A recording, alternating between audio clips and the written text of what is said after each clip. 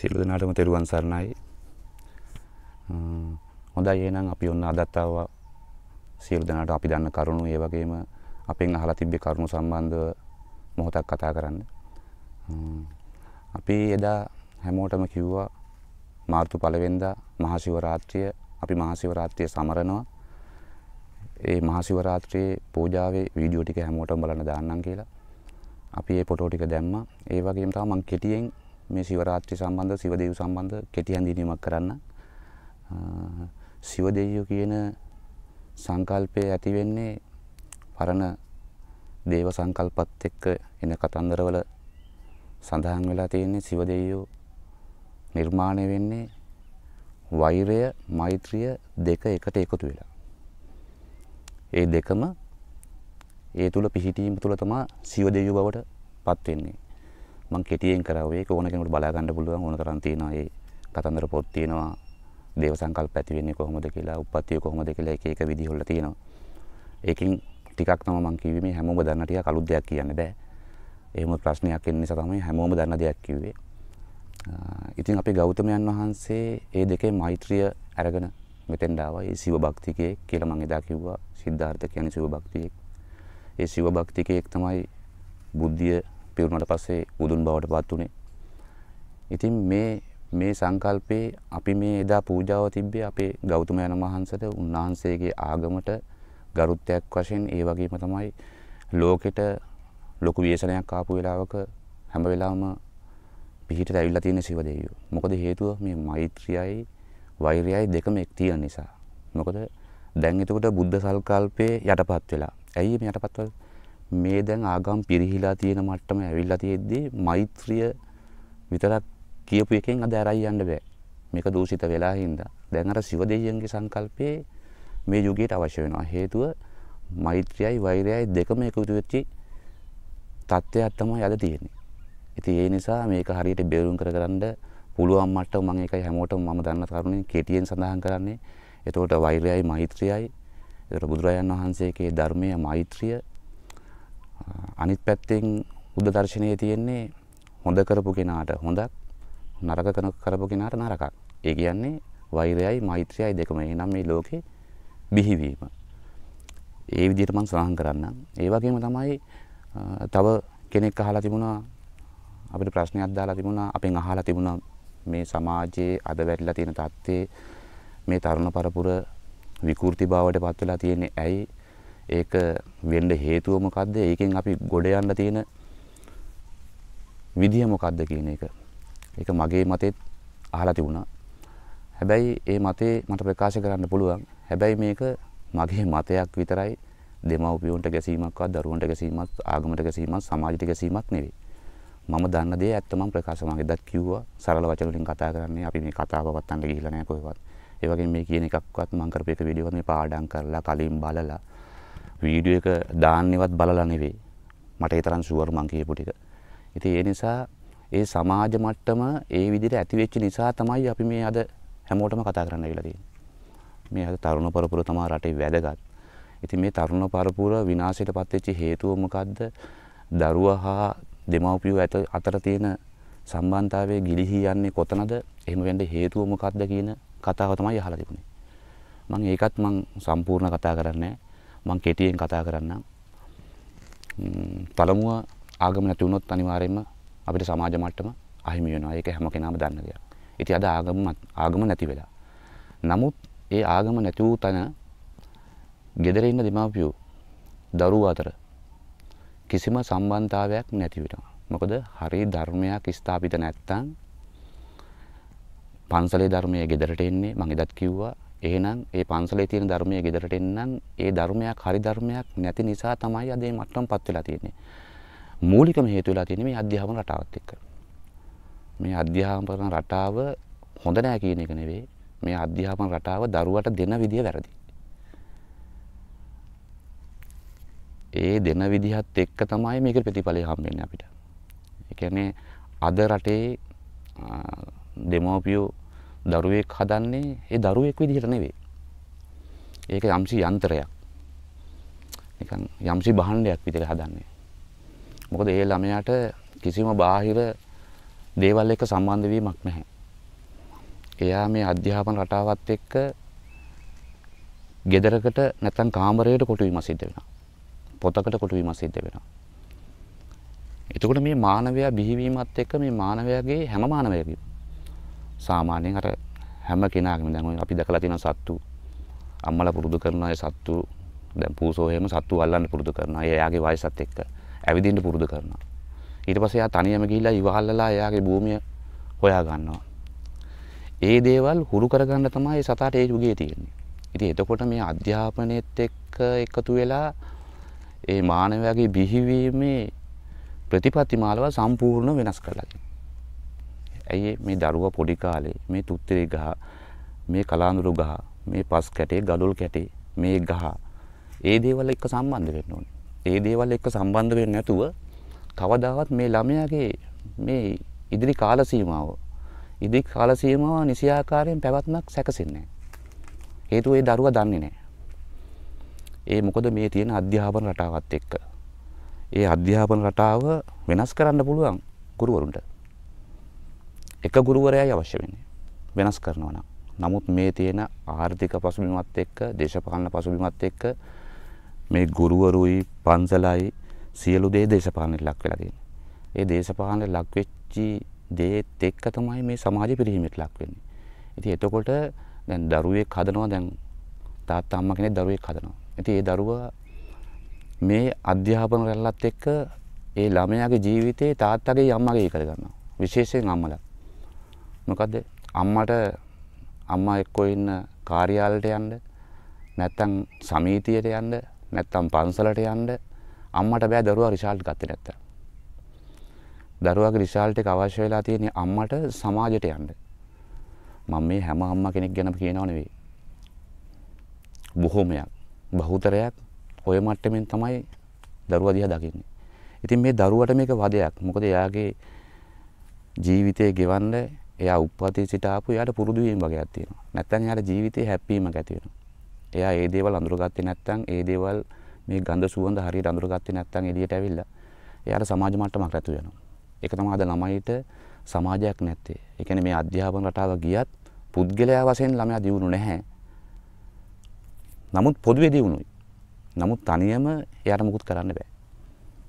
දැන් ඒක කොයි තැනක් තියෙනවා. කොතන තිබ්බත් මේ අද තියෙන රටේ තත්ත්වෙත් එක්ක මේ රට හැදිලා තියෙන විදිහත් එක්ක සියලුම ස්ථානවල ඒ ගියාට ඒ සුදුසුසට ඒ කරන්න තියෙන ඒ වැඩේ නෙවෙයි. එයාට කරන්න තියෙන වෙන වැඩක්. ඉතින් අද මේ ඇවිල්ලා තියෙන තත්ත්වෙත් එක්ක මගේ ළඟට දෙමාපියෝ ගොඩක් එනවා. දරුවෝ එක්කන් එන විශේෂයෙන් උසස් පෙළ සාමාන්‍ය පෙර කරන ළමයි තමයි ගොඩක් එන්නේ. මොකද ඒ අයගේ බිහිවීමත් එක්ක ඒ කාලපරාසය එයාලගේ අනිත් මේ ජීවිතේ හැඩ ගැහිම් වලට හුරු වෙන කාලපරාසයක්. ඉතින් ඒ අයට බලෙන් තමයි මේ අධ්‍යාපනයේ දෙමාපියෝ ලබා දෙන්නේ. ඉතින් ලොකු තරවටු කිරීමක් කරලා එයා එතනින් එහාට එයා තනියම ජීවිතයක් තනා ගන්නවා. ඒ කියන්නේ එයාට ආදරයක් නැහැ, කරුණාවක් නැහැ, දයාවක් නැහැ. සමහර ළමයි ඉන්නවා අපිටම කියලා කියනවා අම්මලා කොහේ හරි යනවා නම් දවස් දෙක තුනකට හොඳයි කියලා. ඇයි මේ දරුවන්ට නිදහසේ පොඩ්ඩක් ඇවිදලා යාළුවොත් එක්ක ඇලට ගිහිල්ලා නාලා, වැවට ගිහිල්ලා නාලා, කොහේ හරි පිටිනේ ගිහිල්ලා සෙල්ලම් කරලා නැත්නම් කොහොට හරි ගිහිල්ලා ඇවිදින්න කාල සීමාවක් ගන්න. ඒ කියන්නේ අද දෙමව්පියෝ අපිරියා වෙන මට්ටමකටපත් වෙලා ඉවරයි. ඉතින් ඔය තුලත් එක දෙමව්පියෝ බලනවා අපි ආදරෙන් හදලා මේ හැම වියදමක්ම කරලා ඕන පහසුකම් ඔක්කොම දීලා අපි අධ්‍යාපනයක් ළමයාට දීලා ඒ අධ්‍යාපනයෙන් දරුවා හොඳ තැනකට ඇවිල්ලා ඇයි මේ දරුවා අපි කියන දේ අහන්නේ නැත්තේ, අපි දිහා බලන්නේ නැත්තේ ඇයි කියන එක. දරුවා අපිට ආදරේ නැහැ. මේ නූතන සමාජයේ තියෙන ගොඩක් ඒක.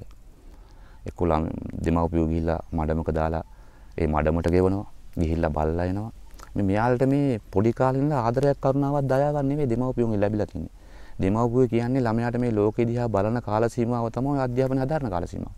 ඉතින් ඒ කාල සීමාවෙදී එයාට මේ තරහ වෛරයත් එක්ක තමයි දෙමව්පියොත් එක්ක සම්බන්ධ වෙන්නේ. ඉතින් ඒක එයාගේ මේ අවුරුදු ගාණක් මේ විවාහ කටයුතු කරනවත් එක්කම මේ ළමයාගේ ඒක පැලවෙනවා ඇතුලේ. මොකද්ද මේ වෛරය, ක්‍රෝධය, අනිත් පැත්ත එක තරහයි, ඊර්ෂ්‍යයි. එක්කෝ අර ඇවිද ඉන්න ළමයාට ඊර්ෂ්‍යා කරනවා. ඒ ළමයා දිහා බලන්නේ නැහැ. ඒ ළමයා බලන්නේ ඒ දිහා බලන්නේ නිකන් වෛරක්කාරයෙක් විදිහට. ඉතින් ඒ වගේ සමාජයක් අද ගොඩ නැගලා තියෙන්නේ. ඒ වගේ තමයි දැන් අපි කියමු සාමාන්‍ය පෙළේ ඉන්න ළමයෙක් නැත්නම් උසස් පෙළේ ඉන්න ළමයෙක් කුට දෙමව්පියෝ දෙමව්පියෙක් ආදර්ශයක් මොන හරි දෙයක් කියලා දෙනවා නම් අවවාදයක් දෙනවා නම් ඒ දෙමව්පියෝගේ ඉන්න වයස අවුරුදු 50යි නම් 40යි නම් ඒ තුල ඉඳන් තමයි දරුවට අවවාදයක් දෙන්නේ. නමුත් දරුවගේ වයස අවුරුදු 16යි එක්ක 18යි. ඉතින් ඔය ළමයාට අවුරුදු 40ක පරිණත කෙනෙකුගේ දැනුමකට අවනත වෙන්න බෑ. ඒ ළමයා කවදාවත් ඒ දේ කරන්නේ නැහැ. එහෙනම් ඒ දෙමව්පියොත් කල්පනා කරනවා මගේ වයස අවුරුදු 18 දී කීයද මම මොනවද කරේ මං හිතුවේ කොයි විදිහටද චුට්ටක් හිතන්න මහ ලොකු කාලයක් නෙමෙයි අමතක වෙන කාලයකුත් නෙවෙයි. ওই කාලේ හැමෝටම මතක කාලයක්. මොකද මේ සමාජයට එකතු වෙන කාලේ ආදරය කියන එක ආලය කියන එක අඳුර ගන්න කාලේ. ඒ නිසා ඒක හැමෝටම මතක කාලෙ සීමක් හැමෝටම. ඉතින් ඒ නිසා ඒ සිද්ධිත් එක්ක තමයි මේ දෙමව්පියෝ අතර මේ ඝර්ෂණය ඇති වෙන්නේ. මේ අධ්‍යාපන රටාව මේට වඩා හැදිය යුතුයි. මේ තුලදී දරුවා කොච්චර ඉස්කෝලේ ගියත් කොච්චර විභාග කරලා පාස් කරවුවත් අවසාන විභාගේ ලියලා එන තැනදීවත් දෙමව්පියෝ දන්නේ නැහැ දරුවාගේ දැනුම කොච්චරද කියලා. අඩුම ගානේ මන් දන්න විදිහට නම් දරුවෙක් දන්නේත් නැහැ. මොකද ඒක පරීක්ෂා කරන මට්ටමේ දෙයක් මේ අධ්‍යාපන රටාව තුල නැහැ. මේ උදාහරණයකට මම කියන්නම් උදාහරණ කතාවක්. හැබැයි මේක උදාහරණයක් විතරයි. මේක හදනවා නම් අපි කියමු මම ටියුෂන් ගුරුවරයා. නැත්නම් මම ඉස්කෝලේ ගුරුවරයා. මේ ළමයි ටිකක් ඉන්නවා. එතකොට මම ළමයිට කියනවා හරි 10 වෙනි පාඩම මම ඉස්සල්ලාම කියලා දුන්නා. ඊට පස්සේ ඒ වගේ ගැඹුරු තැන් කියලා දුන්නා. ඊට පස්සේ ඒ දරුවන්ට කියන්න පුළුවන් හරි ඔයාලා හැමෝම මම දරුවා කියලා හිතලා ඔයාලා ගුරුවරයා කියලා හැමෝම හිතලා ඔය 10 වෙනි පාඩමේ මට ප්‍රශ්න 50ක් හදලා දෙන්න. ප්‍රශ්න 50ක ප්‍රශ්න පත්‍රයක් හදන්න කියලා. මම මේක උදාහරණයකට කියන්නේ. ඒ වගේ ලීසි ක්‍රම ඔය තුල ගොඩාක් ගැප් වෙලා තියෙනවා. ඉතින් ඊට පස්සේ මේ ළමයා ගෙදර යනවා. දැන් හෙට තමයි මේක හදාගෙන ඉන්න කිව්වේ. මේ ප්‍රශ්න පත්‍රේ කාටද ගුරුවරයාට. දැන් ළමයි ගුරුවරයා වෙලා ඉන්නේ, ගුරුවරයා ළමයා වෙලා ඉන්නේ. දැන් මෙතනදී මේ කතාවකට විතරයි. ඉතින් ළමයා ගිහිල්ලා ළමයා දැන් අම්මා දෙමව්පියෝ පාඩම් කරන්න කියන්න ඕනද? ළමයාට? නෑ. දෙමව්පියෝ පාඩම් කරන්න කියන්න ඕනේ නෑ. ඇයි? මොකද ළමයාට මේ ප්‍රශ්න පත්‍ර 50ට උත්තර ලියන්න නම් අනිවාර්යයෙන් මේක 3-4 පාරක්වත් ළමයාට පාඩම් කරන්න. ඒ වගේම ප්‍රශ්න 50 මතක තියාගන්නත් ළමයි උත්සාහ ගන්න. මොකද ගුරුවරයා ලියන ප්‍රශ්නයක් නිසා. ඒ නිසා එතකොට ඒ ළමයාට කිසි කෙනෙකුගේ තාඩනයක් පීඩනයක් අවශ්‍ය නැහැ. දෙමව්පියෝ කෙරේ වෛරයක් තරහක් ඇති කරගන්න උවමනා නැහැ. මොකද දෙමව්පියෝ කියන්නේ පාඩම් කරපන් කියලා. මොකද දරුවා දන්නවා මම පාඩම් කරන්න ඕනේ කියන එක. ඉතින් ඒ දරුවා පාඩම් කරලා ඒ දරුවාගේ වැඩ ටික අවසන් කරාට පස්සේ දරුවාට තියෙනවා චූටි කාලයක් නිදහසක් ගන්න. මොකද ඒ ළමයා ඒ වැඩේ කරලා ඉවර කරලා තියෙන්නේ. හැබැයි මේ අධ්‍යාපන රටාවේ කවදාවත් ඉවරයක් නැහැ. මම කියන්නේ අධ්‍යාපන රටාව ඉවර වෙන කතාව නෙවෙයි. ඉතින් ඉගෙන ගන්න තියෙනවා මැරෙනකම්. ඒක නෙවෙයි. මේක යන්න ඕනේ මේ ඉන්න දරුවට අධ්‍යාපනය විතරක් නෙවෙයි ලෞකික ජීවිතේත් ඒ වගේම සමාජ මට්ටම ඒ හැම දෙයක්ම උගන්වන ගමන් ගියොත් තමයි එයා වෛද්‍යවරයෙක් වුණොත් ඒ වෛද්‍යවරයා මේ සමාජ දිහා බලන්නේ. මේ අසරණය දිහා මුදල් වලින් තොරව බලන මොහොතක් තියෙනවා. ඒ ගුරුවරයා එතනින් තමයි බලන්නේ. අන්නේ ඒ මට්ටම නැති අය තමයි අද 190%ක්ම මේ කාර්යාල තුල සහ අනිකුත් අංශවල වැඩ කරන්නේ. ඉතින් ඒ අය ළඟට ගිහිල්ලා අසරණයෙක් ගිහිල්ලා කිව්වට එයාලට ඒක දැනෙන්නේ නැහැ. ඇයි මේ ආදරේ කරුණාව දයාව ඇති වෙලා නැහැ. ඉතින් ඔය වගේ අයගෙන් රටට යහපතක් වෙයි කියලා කවුරුත් විශ්වාස කරනවද? නැහැ. කවදාවත් යහපතක් වෙන්නේ නැහැ. මොකද හේතුව අම්මට තාත්තට සලකන්නේ නැති ආගම ධර්මයක් නැති අයට කවදාවත් අනාගතයක් නැහැ. අවසාන කාල සීමාවේ දුකටපත් වෙන්න සිද්ධ වෙනවා. ඉතින් ඔය කතිකාවත් එක මේ අධ්‍යාපන රටාව මේ රටේ ඉන්න විද්වත් ඒ වගේ මහාචාර සමාජාචාර ලොකු පඬිත් අය ඒ හැමෝම මේවා සාකච්ඡා කරනවා. මේ සමාජ විනාශ වෙන්න හේතුව මේ දේශපාලන මණ්ඩලයේ ওই විනාශ වෙන්න හේතුව. මොකද හේතුව මේ වගේ හදපු කෙනෙක් හදලා තියෙන්නේ සමාජ මට්ටමින් නෙවෙයි. ඉතින් ඔහු ගිහිල්ලා ඡන්දයක් දෙන්නේ හරියට හොයලා බලලා නෙවෙයි. එයාට ගොඩක් වැදගත් කරලා තියෙන දෙමව්පියෝ මේ යාගේ ඔළුවට දීලා තියෙන මේ අධ්‍යාපනයේ තමන්ගේ රැකියාව විතරයි. එතනින් එහාට තොර වැඩක් නෑ ලෝකයක්. මේ පොඩි ළමයා බලන් ඉන්න මේ මහ මනුස්සයා ස්ක්‍රීන් එකක් කනවා. අර ළමයා බලන් ඉද්දි එහෙම කන්න පුළුවන්ද? ඇයි? එහෙම ආදරයක් කරුණාවක් දයාවක් ගොඩනගලා නැහැ. ඉතින් ඒ වගේ සමාජයක් තරුණ පරපුරකින් අපි රටට මොකද්ද බලාපොරොත්තු වෙන්නේ? ආගමට මොකද්ද බලාපොරොත්තු වෙන්නේ? එහෙම බලාපොරොත්තු වෙන්න පුළුවන්. මම දෙමව්පියන්ට තරයේම කියන්නම්. ඕකට කතාවක් තියෙනවා සමාජේ මම ඒ කතාව කියන්නේ නැහැ. මම ඒක පොඩ්ඩක් වෙනස් කරලා කියන්නම්. නිකන් අර ජොලියට දරුවෝ හදන්නේ. අර නිකන් ආසාවට දරුවෝ හදන්නේ. එහෙම බෑ. දෙමව්පියෝ ඉන්නව නම් ඒ දෙන්නම දරුවෙක් හැදුවා නම් ඒ දරුවගෙන් අර සැප විඳින්න උත්සාහ කරාට ගමන් නැහැ. හැබැයි ওই වගේ සැපක් නෙවෙයි. දයාව කරුණාවත් එක්ක තියෙන සැපක්. හැබැයි මෙතන මේ සකසන දේ ආදරේ කරුණාව දයාව තියෙන තරක් නෙවෙයි. ඉතින් ඒ නිසා දරුවෝ හදන්න තිය ආසාවල් දරුවෝ හුරතල් බලන්න. හැබැයි ඒ හැදුවට කමන්නේ දෙමව්පියෝ දැනගන්න ඕනේ එයාලා අනාගතය හදන්න. අධ්‍යාපන රටාව ගෙනියන්න ඕනේ. නමුත් එයාගේ අනාගතය හදන්න ඕනේ. හැබැයි ලොකු ප්‍රෙස් කරන්න හොඳ නැහැ. ඒ ළමයා යන කෙනෙක් නම් එයාට එහෙම දක්ෂතාවයක් තියෙනවා නම් ඒ ළමයාට මග දෙන්න ඕනේ. පාර දෙන්න ඕනේ. නමුත් යන්නේ නැති කෙනා එයා බලන්න ඕනේ මෙයා අධ්‍යාපන රටාවටද සුදුසු නැත්නම් වෙනස් මොකක් හරි ශිල්පයකද කියලා. මොකද අපි අහලා තියෙනවා නේද ලෝවෙන් එක් දෙයකට වෙයි සමත කියලා. ඉතින් ඒ වගේ හැම කෙනාටම දක්ෂතාව තියෙනවා. අපේ ආත්මෙලගෙන ආපුවා තියෙනවා. මේ ආත්මෙන් හොයාගත්ත ඒවා තියෙනවා. ඊට ඉහත ආත්මවල ඉඳලාගෙන ආපුවක් තියෙනවා. ඉතින් එතකොට මේ දෙමව්පියෝ කරන්නේ අර දරුවෝ හැදුවා.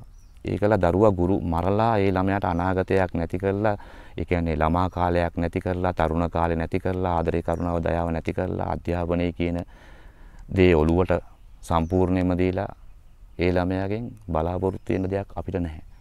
ඉතින් ඒතර දෙමව්පියෝ බලාපොරොත්තු වෙන්නේ මේ විදිහට කරලා මගේ දරුවා දොස්තර කෙනෙක්, මගේ දරුවා ඉංජිනේරුවෙක්, මගේ දරුවා නඩුකාරයෙක්.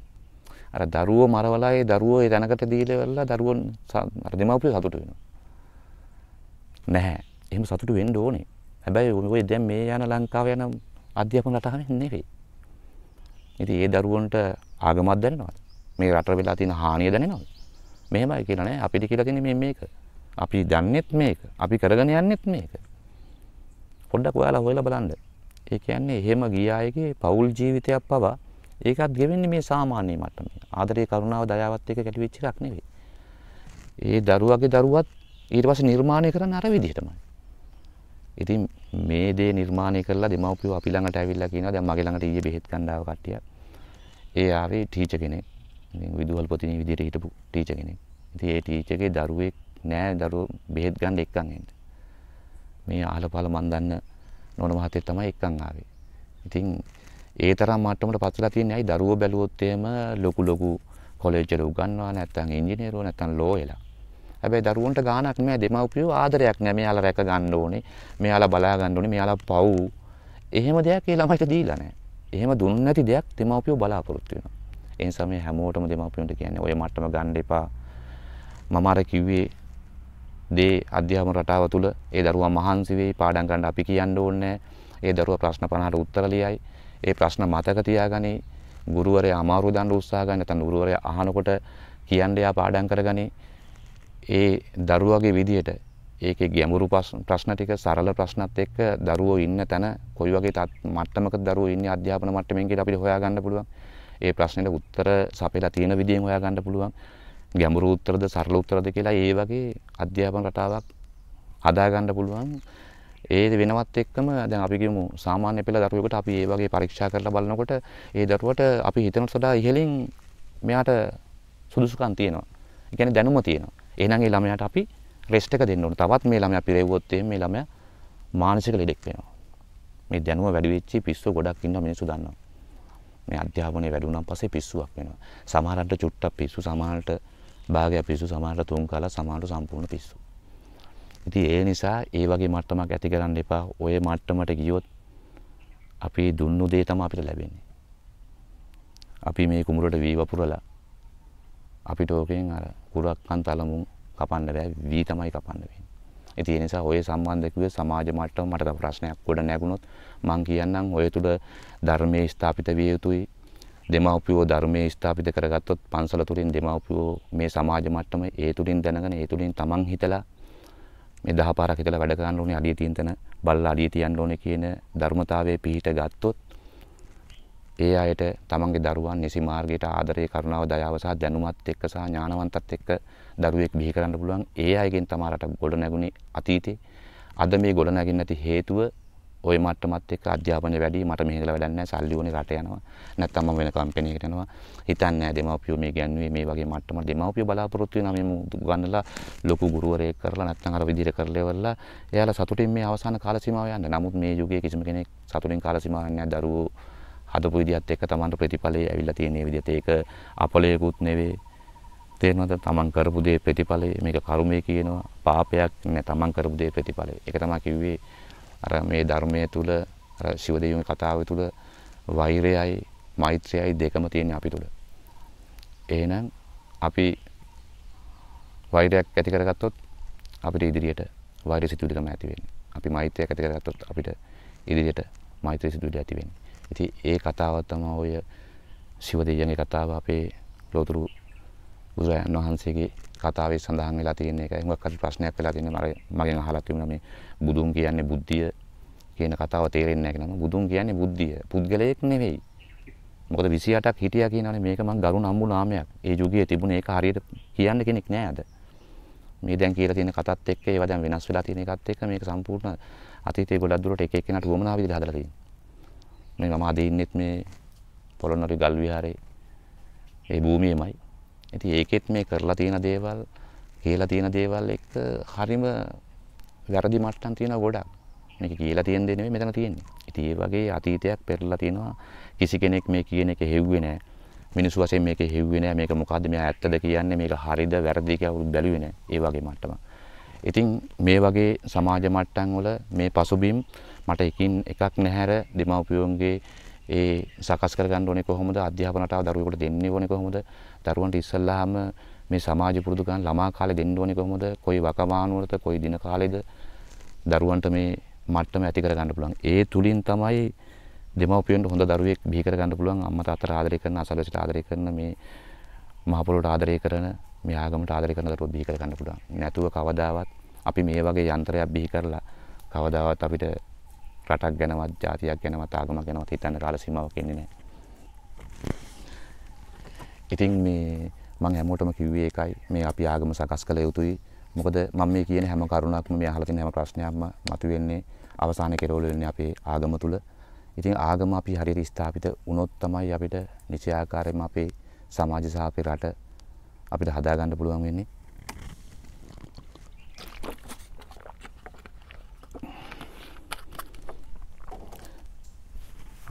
මම තව කතාවක් මතක් වුණා මට මම ආයෙ මම කිව්වා වගේ සමාජ මට්ටම් ගැන කවුරුන් හෝ මගෙන් ප්‍රශ්නයක් ඇහුවොත් මම කවදාවත් ඒක ටයිප් කරලා එවන්නේ මේක මම ඒ පුද්ගලයාට විතරක් නෙමෙයි මේක තවත් 10 දෙනෙකුට හරි අහන්න පුළුවන් මට්ටමට මම මගේ වචන වලින්ම ඒක ප්‍රකාශ කරන එක තමයි මගේ සිරිත.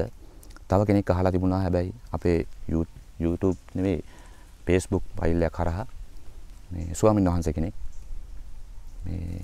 මේ අපේ වීඩියෝ බලලා අපිට කතාවක් කියලා දෙවන් ස්වාමීන් වහන්සේ කතා කරන්න ඕනේ. සරුවාගම් අදහන්නේ මිත්‍යා දෘෂ්ටි කියන එක. හැබැයි මම මේ ප්‍රශ්නේ කියන්නේත් මේ කතාව කියන්නේත් ඒ ආපු ස්වාමීන් වහන්සේට විතරයි. මොකද ඕනතරම් ලංකාවේ හොඳ ස්වාමීන් වහන්සේලා ඉන්නවා. හරියට ධර්ම අදහන ස්වාමීන් වහන්සේලා ඉන්නවා. ඒ අය දන්න විදිහට, ඒ අයට කියලා දුන්නේ විදිහට, පොතේ විදිහට. තමන් මෙහින් ගොඩනගෑමට කිසිම කෙනෙක් අපි දැකලා නැහැ. තමන්ගෙන් ගොඩනගෙන කෙනෙක්. ඉතින් මට කියලා තිබුණා මම හිතේ හාමුදුරුවෝට මම හිතේ තේරෙන කෙනෙක් නෙවෙයි මම හිතේ වටහා ගන්න තරම් ශක්තියක් නැතුව ඇති.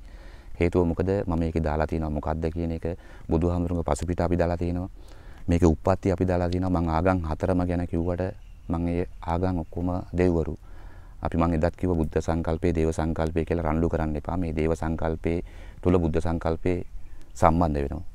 ඒ සම්බන්ධ වීම මම හැමෝටම කියලා දුන්නා. ඒක තේරෙන්නේ නැති කෙනෙක් ඉන්නවනම් මගෙන් අහන්න පුළුවන් මන් දන්න කරුණු පොතේ පතේ වන්න නෙවෙයි මේවා කවුරුත් අහපු දේවලුත් නෙවෙයි පාඩම් කරලා කියන ඒවාත් නෙවෙයි මෙතෙන් ඇවිල්ලා තමයි මේ දේවල් මම සිහිපත් කරලා කියන්නේ. ඉතින් ඒක අහලා තිබුණා මේ මිත්‍යා දෘෂ්ටි කතාව. මම කිව්ව එකයි හාමුදුරන්ට තේරෙන්නේ නැතුව ඇති නැත්නම් හරියට බැලුවා නම් කවදාවත් මිත්‍යා දෘෂ්ටික කෙනෙකුට ඔය ඉස්සල්ලා දාලා තියෙන ෆොටෝස් වගේ ඇති කරගන්න බෑ. තව දෙයක් මම බෞද්ධයෙක් කියලා කිව්වම අදටත් බෞද්ධ හෙටත් බෞද්ධ හැමද බෞද්ධ කියන බුද්ධිය කියන එක. ඉතින් එතකොට මම බුදුහාමුදුරන්ගේ ගමනාන්තයේ කල්පනා කරලා සිහි කරලා ඒ කතා අහලා තමයි මම මෙතෙන් එන්නේ. අපිට ඇත්තටම මම මිත්‍යා දෘෂ්ටිකයෙක් කියන්නකෝ. බෞද්ධයෙක් මිත්‍යා දෘෂ්ටිකයෙක්. එතෙන්ටපත් කරේ කවුද අපි? අපි මිත්‍යා දෘෂ්ටිකට මේ අපේ ආගම හොඳ නැහැ. ඒකේ කිසිම මේකක් නැහැ. ස්වාමීන් වහන්සේලා මෙහෙමයි දකින්න තියෙන දේ මෙහෙමයි. පන්සල් ගියාම වෙනයි. ඒකේ අතහැරීමක් නෙවෙයි තියෙන්නේ. ඒකේ බදා ගැනීමක් තියෙන්නේ. ඒකේ යතුරු දාලා ලොක් කරලා මේ තියෙන දේත් එක්ක මේ අතහැරීමක් නෙවෙයි තියෙන්නේ. ඉතින් ඒකේ හරිම දේ නම් ලොක් තියෙන්න බෑ. ඉබ්බෝ තියෙන්න බෑ. ඉතින් ඒ තුලත් එක්ක අපිට අපේ ආගම මොකද්ද? අපේ ආගම පටන් ගත්තේ කොහෙන්ද? අපේ ලෞතර සම්බුදුන් වහන්සේ කොතරින්ද මේක හොයාගත්තේ? එතුමාගේ ආගම මොකද්ද කියන එක අපි මෙතෙන්ද මේ මිත්‍යා දෘෂ්ටික කියලා ඒ උන්වහන්සේ කිව්වට අපි මෙතෙන්ද මේ හොයන්නපත් කරලා තිබ්බේ උන්වහන්සේලා. නැත්තම් ඔය මට කියපු උන්වහන්සේටම පුළුවන් හරියට බණ භාවනා කරලා උඩින් යන්න කියන්නේ නැහැ. නමුත් යම්සි මට්ටමකට සමාජයකට පේන මට්ටමකට ඒ වගේ මට්ටමකට දැන් අද වෙලා තියෙන ස්වාමීන් වහන්සේලාට තියෙන්නේ නිවන් දකින්න නෙවෙයි. මහාන වෙනකොට සිවුර දානකොට අනිවාර්යෙන් නිවන් දකින්නවා කියලා ගාතාව කියලා. අද මේ සමාජය හදන්න යනවා. දේශපාලනය හදන්න යනවා. එක එක ගෲප් බුදුහාමුදුරන්ගේ දේ රැකගෙන උන්වහන්සේගේ ගමම්මක අවබෝධ කරගන්නවට ඇරෙන්න. මම හැමෝටම කියන ඒ වගේ සමාජ මට්ටමේ දේවල් කරන්න යනවා නම් ස්වාමීන් වහන්සේලා කරුණා කරලා සිවුර තියලා අර මට මතකයි දුටුගැමුණු කුමාරයා කාලේ අර ගෝඨයිම්බර දවසක් ඇවිල්ලා තියෙනවා පන්සලකට. ඒ පන්සලකට ඇවිල්ලා ඒ පන්සලේ අර මං කෙටියෙන් කියන්නම් අර ලොකු හාමුදුරු හිටියේ නෑ. අර බිත්තියෝ ටිකේ හිටියේ ඒ වෙලාවේ වත්තේ පොල් ගස් ටිකේ පොල් කඩලා බීලා කරටි පිටින් හොල්ලලා බිමට දාලා ගෝඨයිම්බරුනේ යෝධයෙක්නේ. පස්සේ ස්වාමීන් වහන්සේ ආවා. තේරපුත්තාබේ. ඒ ස්වාමීන් වහන්සේ ආවා. ඇවිල්ලා ඉවරලා එතකොට රහත් නෙවෙයි. ඇවිල්ලා ඉවරලා ළමයින්ගෙන් අහුවා ළමයි බා වෙලා මෙහෙම කෙනෙක් ඉන්නවා අන්න බුදියගෙන ඉන්නවා කිව්වා. ගියා ගිහිල්ලා ඉවරලා අර මේ ඇඟිලි දෙකෙන් කකුලේ ඇඟිලි දෙකෙන් අල්ලලා පන්සලෙන් එහා පැත්තට විසික් කරාලු. ඊට පස්සේ මේක ගෝඨායිම්බර යෝධයා කියලා දුටුගැමුණු කුමාරයාට කියලා මෙන්න මේ වගේ සිදුවීමක් වුණා. මේ වගේ හයිය තියෙන ස්වාමීන් වහන්සේ කෙනෙක් ඉන්නවා. අපි කියමු කියලා පණිවිඩය ඇරලා ආපු නැති නිසා දුටුගැමුණු කුමාරයාම ආවා කියලා සඳහන් වෙලා තියෙනවා. ඊට පස්සේ ඒ ස්වාමීන් වහන්සේ රජතුමාගෙන් අවසරයක් ඉල්ලලා තියෙනවා. මොකද්ද? මම එන්නම් ඇවිල්ලා රටේ යුද්ධේ ඒ සාමයට පත් වෙච්ච දවසක මම නැවත ඇවිල්ලා ස්වාමීන් වහන්සේ කෙනෙක් වෙන්න අවසර ගත්තා. ඊට පස්සේ රජතුමා කිව්වා හරි සියලු පහසුකම් ඇත්ත පන්සලක් එක්ක ස්වාමීන් වහන්සේ කෙනෙක් බවට පත් වෙන්න පුළුවන්. ඒ නිසා අපිත් එක්ක එකතු වෙන්න කියලා. ඉතින් උන්වහන්සේ බුදුරජාන් වහන්සේ ළඟට ගිහිල්ලා රටේ රජුරු මට මේ පණිවිඩය කිව්වා මාව අවශ්‍යයි කියලා. ඊට පස්සේ එතන ගිහිල්ලා එවලා සිවුර ගලවලා බුදුහාමුදුරු ළඟ තියලා මම නැවත මං ජීවත් වෙලා හිටියොත් ආවොත් මම නැවත පැවිදි වෙනවා කියලා ගිහිල්ලා අබේ කියන යෝධයා ඊට පස්සේ තේරපුත් අබේරා මහරහතන් වහන්සේ බවට පත් වුණා. යුද්ධය ඉවරලා ඇවිල්ලා නැවත මහාන වෙලා කියලා තමයි කතාව යලා තියෙන්නේ. ඉතින් ඒ වගේ ওই සිවුර තියෙන්නේ සිවුර තුර ආරක්ෂා වෙන්න එපා. සිවුර තුල රැඳෙන්න එපා. සිවුර Tamanට ආවරණයක් කරගන්න එපා. එක එක්කෙනාට එක එක දේවල් කියන්න, මිනිස්සුන්ට ගහන්න, නැත්නම් ඉඩම් අල්ල ගන්න, නැත්නම් සමාජ මට්ටම් හදන්න යන සිවුර දාගන්න එපා. මොකද කිසි කෙනෙකුට සිවුරට මොකුත් කියන්න බෑනේ. ඔය ආවරණය තුල ඉඳන් කතා කරන්න එපා. පිරිසුදු කෙනෙක් නම් මේ අපි ඇවිල්ලා ඉන්නවා. අපි ලංකාවේ නීතියට යටත් හැම නීතියටම යටත් බොහොම අසරණ විදිහට ජීවත් වෙන මිනිස්සු අපි මේ එළියට බහැලා මේ ධර්මයේ දේශනා කරන්නේ ඒ මට්ටමේ. හැබැයි අපිට සිවුරක් තිබ්බනම් අපි මෙතන මේ ධර්මයේ දේශනා කරන්නේ. ඊට ගොඩාක් උඩහට. ඒ නිසා අපි ඒකයි මේ සමාජය හදන්න යන්නේ. ඔබ වහන්සේලා මේක හරියාකාරව බලන්න.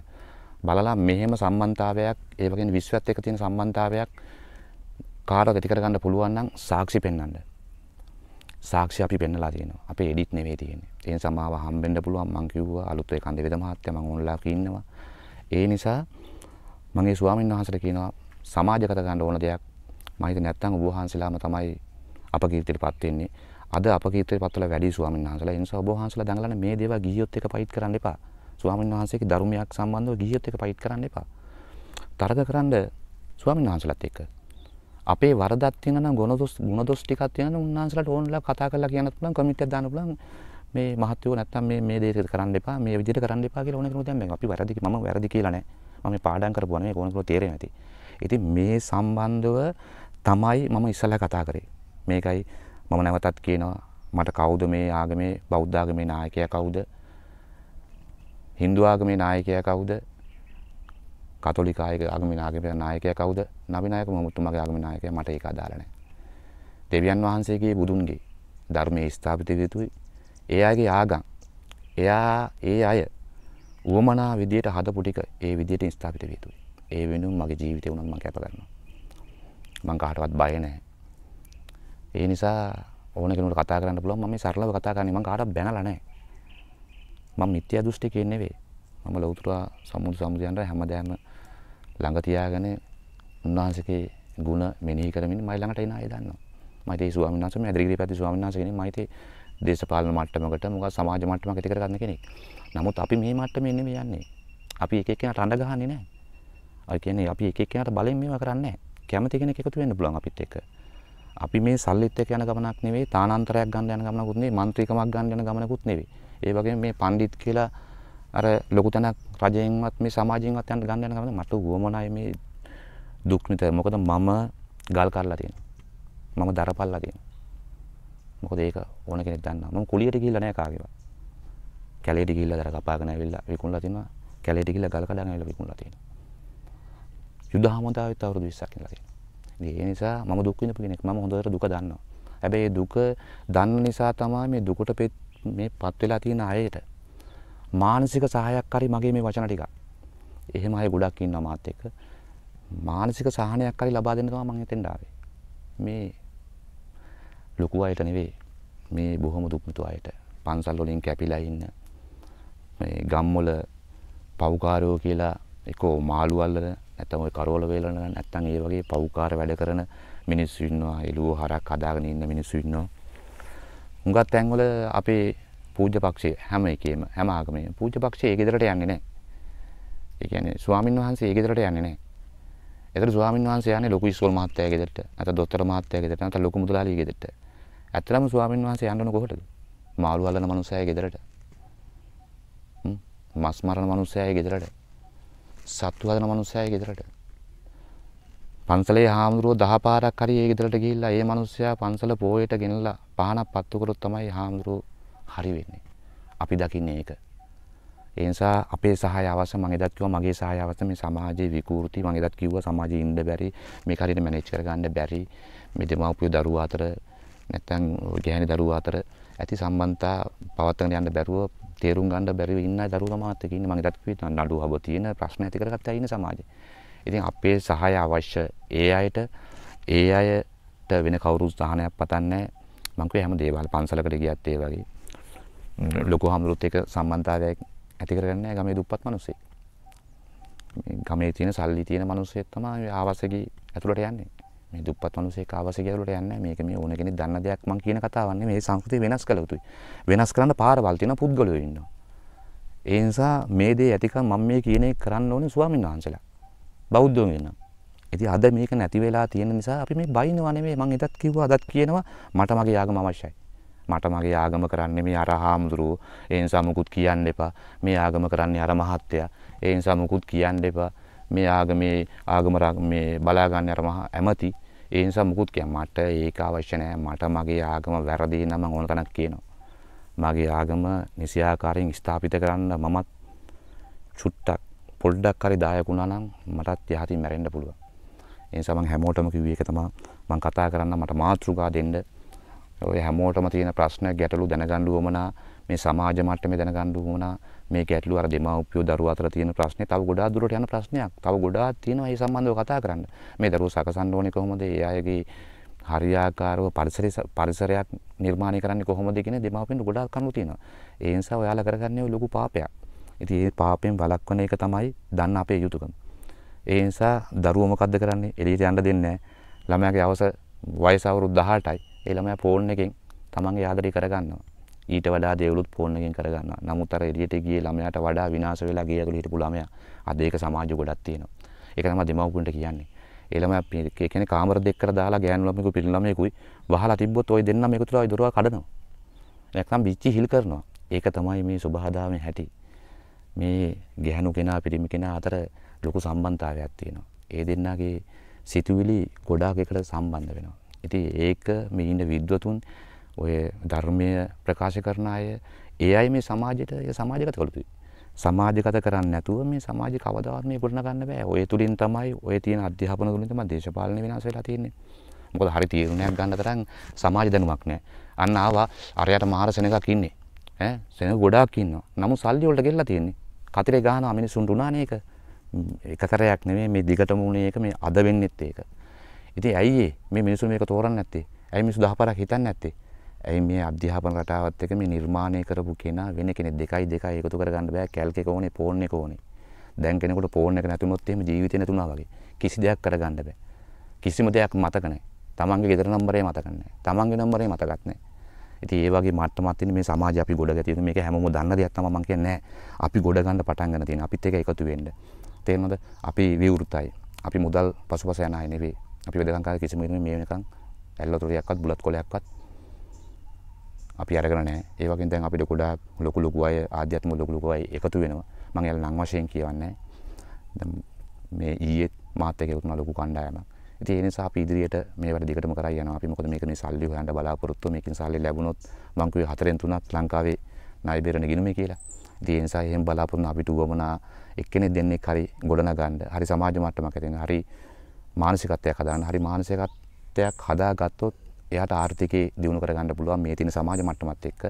මොකද මේ ඔළුව හැදුනේ නැත්නම් මේ ඉදිරියට තියෙන මේ ලෝක විනාශෙත් එක්ක මේ ඉදිරියට තියෙන ව්‍යසන ඔක්කොටම මූණ දෙන්න පුළුවන්, දරා ගන්න පුළුවන් හැකියාවක් කොයි දෙමව්පියෝ තුලත් නැහැ, දරුවෝ තුලත් නැහැ. ඒ නිසා මේ හැමෝටම කිව්වේ නැගිටින්න කාලයක් ඇවිල්ලා තියෙන්නේ. අපි මේ කාලේ නැගිටින්න ඕනේ. මම කිව්වා වගේ මගෙන් දැනගන්න උවමනා දෙයක් තියෙනවා නම්, සමාජගත කරන්න උවමනා දෙයක් තියෙනවා නම් මට ඕනලා කමෙන්ට් එකක් දාන්න, මගේ මොන ප්‍රශ්නයක් අහන්න, මගේ ටෙලිෆෝන් නම්බරේ දාලා තියෙනවා. ඒ නිසා අද මම ටිකක් කතා කරවුවා.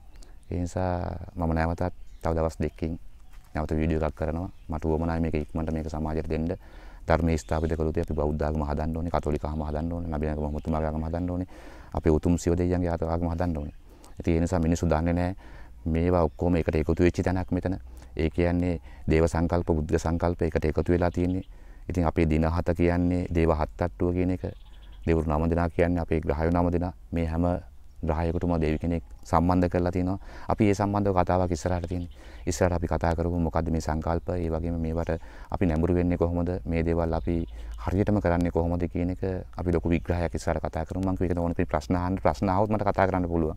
ඒ අහපු ප්‍රශ්නෙට තමයි මම කතා කරේ. තව මට ප්‍රශ්න 10ක් ඇහුවා නම් ඒ ප්‍රශ්න 10ටම මට කතා කරන්න පුළුවන්.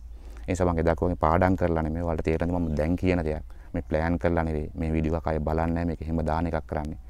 ඒ නිසා මේ දේවල් දැනගන්න ලැබීම, මිනිසුන්ගේ මානසිකත්වයේ හැදීම අපි කරන්න ඕන දෙයක්. මම එදා කිව්වා වගේ ආධ්‍යාත්මික වැඩ කරන අය එකතු වෙන්න ඕනේ. එකතු නැත්නම් මේක හදන්න බෑ කිව්වා. අද හයියක් තියෙන්නේ ඒ අයට. නැතුව හයියක් නැහැ. දේව සංකල්ප, බුද්ධ සංකල්ප අපි නගා සිටවන්න ඕනේ. ඒ තුලින් තමයි අතීතේ අපේ මේ ලෝකේ නැගිටලා තියෙන්නේ. දැන් මේ දේවල් නැති නිසා තමයි ලෝකෙ මේ බිඳුවන වැටලා තියෙන්නේ. මේක එක්කිනාට ගහ ගන්න මට්ටම, රවණ මට්ටම, රෝ මට්ටමපත් වෙලා තියෙන්නේ. ඒ නිසා මම අද නතරුණා සියලු දෙනාගෙන්. ඒ නිසා නැවත මම තව දවස් දෙකකින් මම නැවත වීඩියෝ එකක් දානවා. ඒ දවසට අපි කතා කරමු. සියලු දෙනාටම තෙරුවන් සරණයි.